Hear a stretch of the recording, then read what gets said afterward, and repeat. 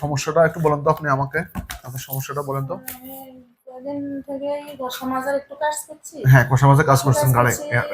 20 তারিখ আজ মনে হয় 1 মাস হয়েছে 20 তারিখে। হ্যাঁ হ্যাঁ হ্যাঁ, এটা করার পর থেকে এখান থেকে আমার ব্যথাটা এই আঙ্গুলের দিকে নামে, হ্যাঁ একদম হাত পর্যন্ত নামে। এখানে বেশি করে। হ্যাঁ এখান থেকে নামে এখানে হ্যাঁ এখানে ধরে এরপরে গিরা যায়। হ্যাঁ, এরপরে এখানে আসে। আপনি আজকে এসে বলতেছিলেন যে এই আঙ্গুলটা পর্যন্ত ব্যথা করে, হ্যাঁ এটার মতো চলে গেছে। এবং উনি বলছে হাতটাকে এইভাবে দিলে একটু আরাম লাগে, এভাবে রাখতে একটু আরাম লাগে, কিছু সময়ের জন্য একটু আরাম লাগে। এটা একটা ইন্ডিকেশন যে একটা কোনো রুগীর যদি শোল্ডারে পেইন হয়, পেইনটা যদি হাতের দিকে নামে এবং হাত উপরের দিকে মাথার উপরে উঠায় ধরার পর যদি তার কাছে আরাম লাগে, তাহলে আমরা এটাকে খুবই ইন্ডিকেটর, মানে এটা একটা স্পেশাল ইন্ডিকেশন আছে।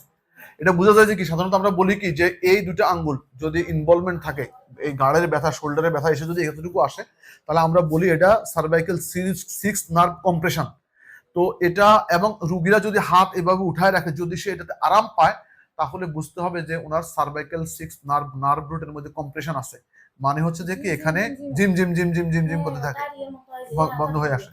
জি জি, এটা হচ্ছে যে আমরা এই কারণে ওনার সার্ভাইকেল যে নার্ভ রুট গুলা সেগুলাকে ইভালুয়েট করবো ভালোভাবে, সেটার একটা এমআরআই করব, যে সার্ভাইকেল স্পাইনের করে দেখবো যে ওনার C6 নার্ভ রুটে আসলে কম্প্রেশন আছে কিনা। যদি সেটা থাকে তাহলে সেটার জন্য, মানে কম্প্রেশন রিলিফ করার জন্য বা সার্ভাইকেল ইপিডুরাল দেওয়ার জন্য সেই ব্যবস্থাগুলো নিতে হবে।